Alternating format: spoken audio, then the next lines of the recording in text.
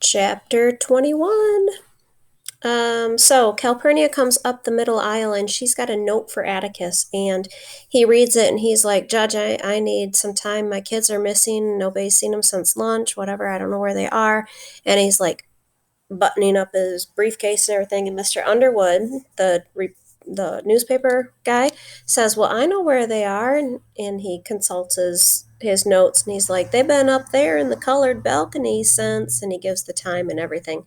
And so Atticus turns and looks up there, and sure enough, there's three little white faces up there in the colored balcony. And he says, Jem, come down here.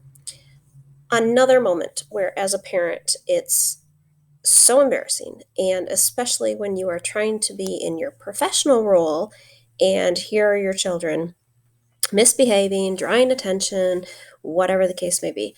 So the kids come down, and he tells them that they need to go home, go eat dinner, and do not come back downtown. And they kind of beg and whatever. And he finally gives in and says, All right, you've seen the rest of it. You might as well see the end of it. Go home, eat your dinner, eat it slowly, and then you can come back.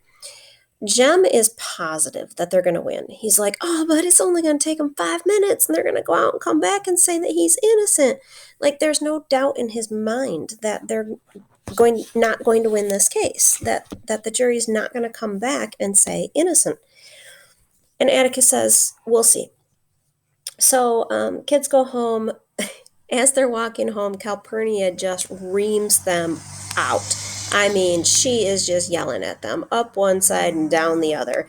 Shame on you. You shouldn't have been there. That's not information fitting for kids. Jem, I thought you had a good head on you, and now you take your little sister down there. And Scout is just like so excited because, as she says, Calpurnia's precious Jem is now getting in trouble.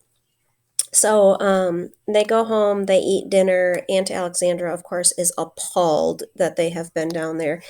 And instead of it being a 5 minute thing, the jury ends up being gone for over 3 hours. It's like almost 4 hours by the time they finally come back. And when they do come back, Scout describes it. She talks a lot about how it was just like that night, that day that Atticus shot the dog, and just like that night when he was under Tom's jail cell reading the paper when the mob came, and everything kind of just happens in slow motion. But the jury comes in, and one by one, they come back with a guilty verdict for Tom Robinson. And he can't believe it. He just can't believe it. And Atticus finishes up his stuff, packs up his briefcase, says something to the judge, says something to the other attorney, says something to Tom Robinson, and then he does something different.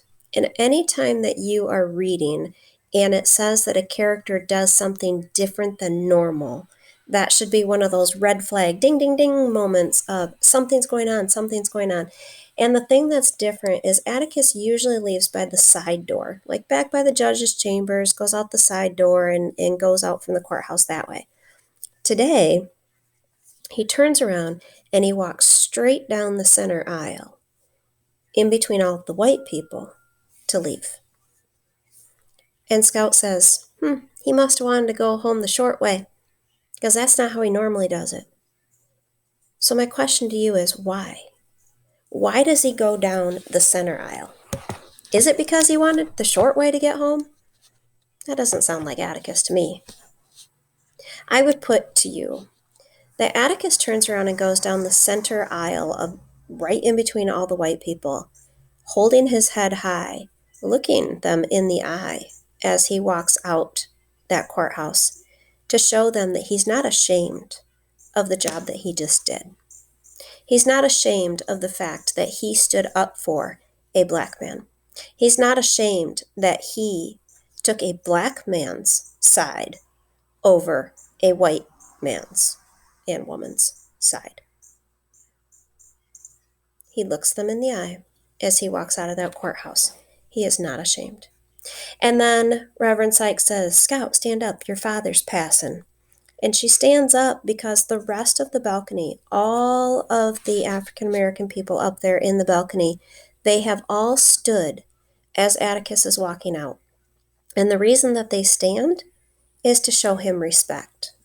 Yes, they lost this case. But remember when Atticus said, no, we're not going to win. But just because you're licked before you begin anyway, and you see it through to the end.